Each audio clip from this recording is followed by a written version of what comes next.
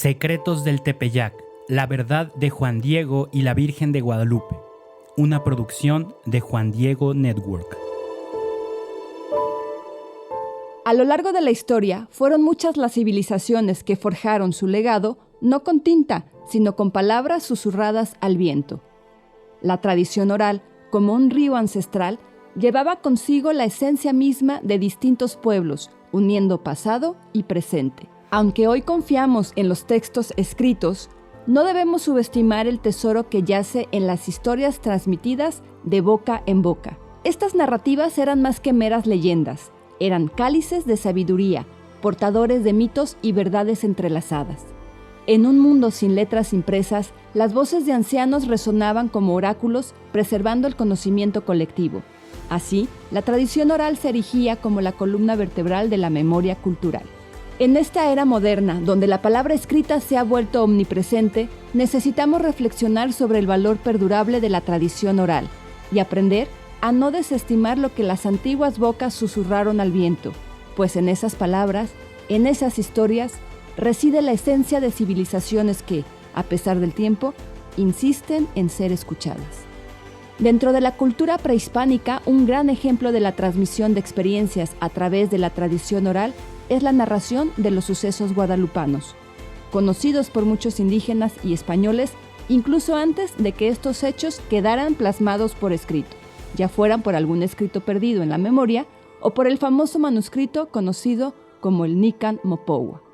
La autoría de dicho documento constantemente se le adjudica al padre Miguel Sánchez. Sin embargo, Miguel Sánchez es el primero quien publica, no quien escribe. En realidad, quien originalmente lo escribe es Antonio Valeriano. Antonio Valeriano escribe 100 años antes, 1545-1546. Antonio Valeriano. Don Antonio Valeriano fue un sabio indígena, discípulo de Fray Bernardino de Sahagún. Sabemos que recibió su distinguida formación en el Colegio Franciscano de la Santa Cruz. Ese colegio fue inaugurado nada menos que por Fray Juan de Zumárraga y Fray Bernardino de Sahagún. Ese colegio funciona desde 1536. El evento guadalupano es del 9 al 12 de diciembre de 1531.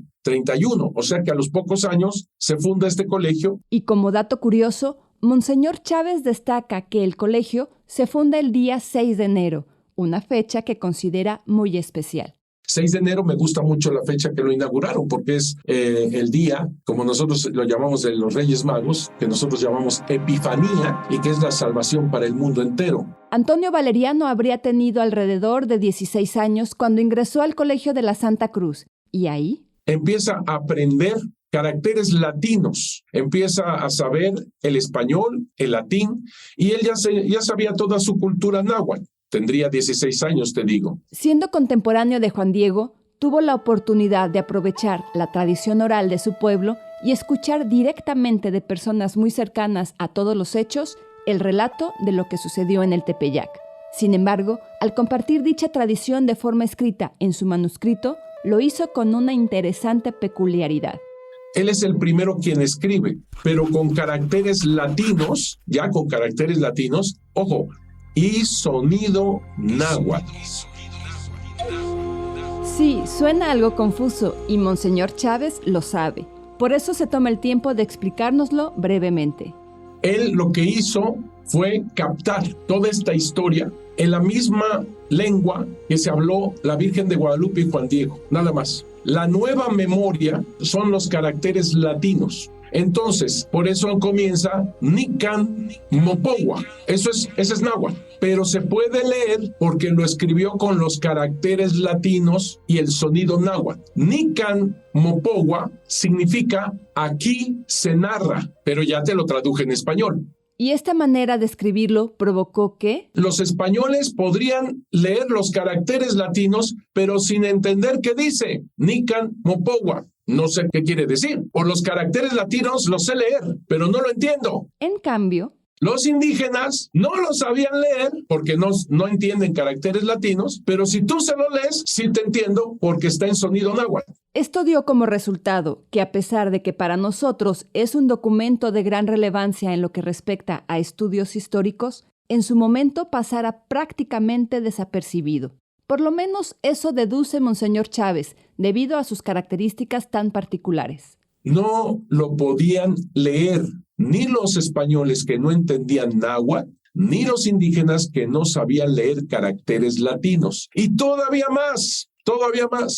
Es un manuscrito. Es un manuscrito. Yo te pregunto, tú que estás escribiendo, ¿quién va a leer lo que estás escribiendo? Poquísima gente, porque está en tu letra, lo vas a tener tú, lo vas a guardar tú. No es una cosa publicada, es una cosa personal. Entonces, ¿quién leyó esta historia? Poquísimos.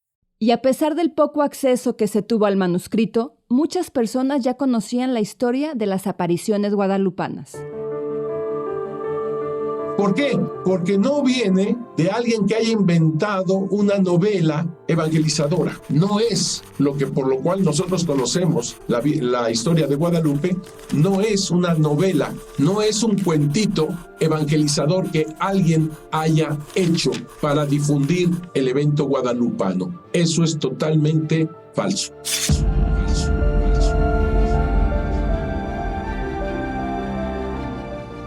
Como ya escuchamos, esta obra de Antonio Valeriano fue un manuscrito de índole personal, por lo que no estuvo al alcance de muchos cuando lo redactó. Y aunque se sabe de la existencia de más de 300 escritos sobre las apariciones de la Virgen que datan de aquellas fechas, tuvo que pasar alrededor de un siglo después de las apariciones guadalupanas para que el relato se comenzara a compartir de forma más accesible.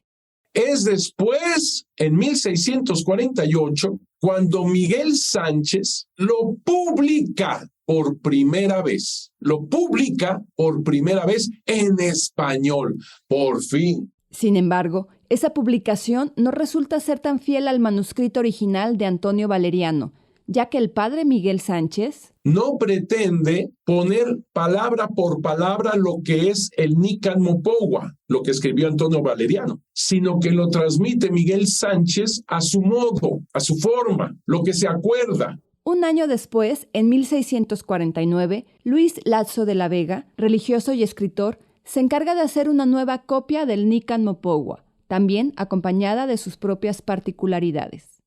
Afortunadamente, tenemos a un señor que se llamaba Luis Lazo de la Vega, quien en 1649 lo que hizo fue el poner en caracteres latinos, sonido náhuatl, pero no manuscrito, sino imprenta, y eso es más legible. Pero él copió el Nican Motecpana que hizo en realidad Fernando de Alba Ixtlilxóchitl. El Nican Motecpana es un documento del año 1590, escrito en náhuatl por el mestizo Fernando de Alba Ixtlilxóchitl. El nombre Nican Motecpana proviene de las dos primeras palabras del escrito que dicen: aquí se pone en orden. En él se aportan datos importantes sobre la vida de Juan Diego y se narran algunos milagros, 14 en total, atribuidos a la Virgen de Guadalupe. En él también se hace referencia directa de Antonio Valeriano, como nos lo hace saber a continuación Monseñor Chávez al leernos un fragmento del documento. Muchos mapas, y papeles historiales estaba figurada la milagrosa aparición de Nuestra Señora y su bendita imagen de Guadalupe, y tenía en su poder un cuaderno escrito con letras de nuestro alfabeto en la lengua mexicana de mano de un indio de los más provectos del Colegio de la Santa Cruz. Antonio Valeriano fue ese indio noble de la Santa Cruz. Y luego sigo leyendo, de que se hizo mención arriba, en que se referían las 4 apariciones de la Virgen Santísima al indio Juan Diego y la 5ª a su tío Juan Bernardino. Estamos hablando del Nican Mopogua. En otra parte del mismo documento se hace una mención más detallada del Nican Mopogua. Monseñor continúa compartiéndonos. Certifico haber visto y leído con unos renglones añadidos de nuestras letras, ojo con esto, en idioma mexicano, náhuatl, para mejor inteligencia suya, en poder de don Fernando de Alba, está hablando de Ixtlilxóchitl, intérprete que fue del juzgado de indios de los señores virreyes de este gobierno, hombre muy capaz y anciano, y que entendía y hablaba con eminencia la lengua mexicana, y tenía entera noticia de los caracteres y pinturas antiguas, de los naturales y por ser de prosaico Totosapi, ilustre y descendiente por parte materna de los reyes de Texcoco, hubo y heredó de sus progenitores. Está hablando precisamente del Nican Mopogua, que tuvo en su poder Fernando de Alba Ixtlilxóchitl. Así que ese libro que hace Luis Lazo de la Vega tiene como primera parte el Nican Mopogua de Antonio Valeriano y después tiene lo de Fernando de Alba Ixtlilxóchitl. Como hemos visto hasta ahora, el Nican Mopogua ha sido un documento de una importancia invaluable para la investigación histórica del suceso guadalupano, y tenemos la dicha de que todavía hasta nuestros días se pueda tener acceso a él. Por lo menos el más famoso se encuentra en la Librería Pública de Nueva York, en la Biblioteca Pública de Nueva York. Tristemente, hasta este documento fue objeto y víctima del tan famoso deseo de lo ajeno, y no nos ha llegado completo. Resulta que en las últimas páginas alguien tuvo a bien desgarrarlas y robárselas. O sea que queda hasta el punto donde tú llegas con Juan Diego dándole la vuelta al cerro y la Virgen de Guadalupe lo ataca. Hasta ahí. Tuvieron que robarse esa última parte seguramente por aquello que le dice la Virgen de Guadalupe: no tengas miedo, socoyotito mío. ¿Acaso no estoy yo aquí, que tengo el honor, la dicha, la alegría de ser tu madre? Seguramente fue eso lo que movió al robo. Ahora, en torno a esta desgraciada circunstancia, Monseñor Chávez retoma un poco el tema del texto impreso de Lazo de la Vega para conducirnos hacia un desenlace mucho más positivo. Lo que no entiendes es cómo es posible que este señor Luis Lazo de la Vega, en su introducción, le pida a Dios, al Espíritu Santo, para que le ayude a poner en buen náhuatl toda esta historia de Guadalupe, a la cual tituló, como lo titulaba Fernando de Alba Ixtlilxóchitl, Ehuel Tlamahuizoltica. El Ehuel Tlamahuizoltica significa el gran acontecimiento. Digo yo, ¿cómo es posible que este señor Luis Lazo de la Vega haya hecho eso, de pedirle a Dios el Espíritu Santo, cuando lo que está haciendo está pirateando todo el trabajo de Fernando de Alba Ixtlilxóchitl, nada más que lo está poniendo en imprenta? Es algo increíble, pero así se hacía. Sin embargo, podríamos decir que ese permiso que se dio Lazo de la Vega se puede dejar pasar por lo que provocó sin saberlo. Gracias a este señor, por eso lo perdonamos, yo ya lo perdoné. Tenemos la última parte de lo que se robaron del Nican Mopogua. Gracias a él tenemos lo completo del Nican Mopogua. Para Monseñor Chávez, el hecho de que el Nican Mopogua haya sido escrito en náhuatl, aunque se utilizaran caracteres latinos, fue un gran acierto, ya que eso permitió que el relato nos comunicara mucho más de lo que dicen las palabras en primera instancia. Así que lo pone en náhuatl. Gracias a Dios que lo puso en náhuatl. ¿Por qué? Porque las palabras en náhuatl tienen conceptos muy importantes que todavía no alcanzamos a dilucidar todos, pero el hecho de que lo haya escrito en náhuatl a nosotros nos da más allá de una traducción. Me explico. Si tú lees con los caracteres latinos y entiendes náhuatl, dice la Virgen de Guadalupe en un momento dado: no tengas miedo, ¿acaso no estoy yo aquí, que soy tu madre? Y como cuando habla de madre dice el tzin náhuatl, le pone el tzin, T-Z-I-N, tzin. Esa es cortesía indígena. El tzin solamente se podría decir al que tengo enfrente: tú eres Juan Diego Tzin. Ese tzin se traduce en español como don, como cuando, por ejemplo, tú hablas del jardinero y dices: oiga, don Manuel, lo estás elevando, lo estás dignificando con ese don.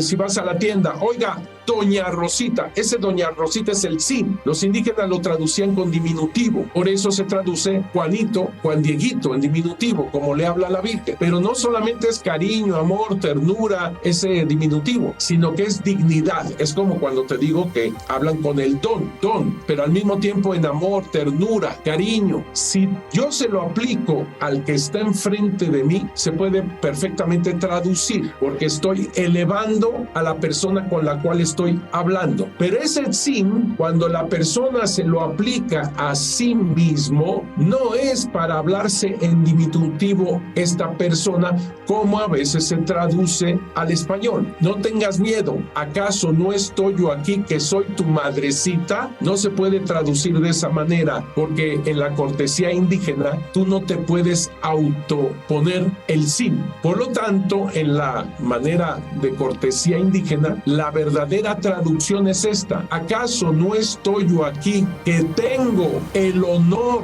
y la dicha de ser tu madre? Eso es lo que dice la Virgen de Guadalupe a Juan Diego. Eso es lo que dice. Y gracias a esta cortesía indígena, porque gracias que Antonio Valeriano lo puso todo en sonido náhuatl, gracias a Dios. Por eso tenemos más claridad de este tipo de cosas y cómo se puede traducir perfectamente lo que habla la Virgen de Guadalupe y lo que habla también Juan Diego, porque todo está en náhuatl. En el siguiente episodio continuaremos adentrándonos en este bello documento que es el Nican Mopogua. Monseñor Chávez nos conducirá por el camino que nos lleve a conocer más a detalle lo que dice sobre Juan Diego, las palabras de la Virgen de Guadalupe y los símbolos que el escrito oculta. Así es que no te lo pierdas. Recuerda seguirnos en las redes sociales de Juan Diego Network, suscribirte al podcast en tu plataforma favorita y compartirlo en tus redes sociales si te gusta lo que has escuchado con nosotros. Yo soy Angie Romo y esto es Secretos del Tepeyac, la verdad de Juan Diego y la Virgen de Guadalupe. Secretos del Tepeyac, la verdad de Juan Diego y la Virgen de Guadalupe es una producción de Juan Diego Network en colaboración con el Instituto Superior de Estudios Guadalupanos, con la participación de Monseñor Eduardo Chávez, doctor en Historia de la Iglesia y postulador de la causa para la canonización de San Juan Diego, con la narración de Angie Romo. La edición de audio está a cargo de Gerardo Carrillo en 9 y Media Estudios. El diseño sonoro es de Gerardo Carrillo y Manu Casten. Investigación, guión, producción y dirección a cargo de Manu Casten. Nuestro asesor de investigación es el padre Pablo Arce. Diseño de portada hecho por Alexa Casten. Estrategia de comunicación Carla Fierro y José Manuel de Urquidi. Promoción y marketing, Connie Raya, Carla Fierro y José Manuel de Urquidi. La dirección ejecutiva está en manos de José Manuel de Urquidi. Visita www.juandiegonetwork.com para descubrir atractivos podcasts católicos. Y si vives en Estados Unidos, visita www.guadalupe2031.org para que veas cómo podemos ayudarle a tu parroquia, diócesis, orden religiosa o movimiento, desarrollando contenido sobre la Virgen de Guadalupe mientras nos preparamos para los 500 años de sus apariciones.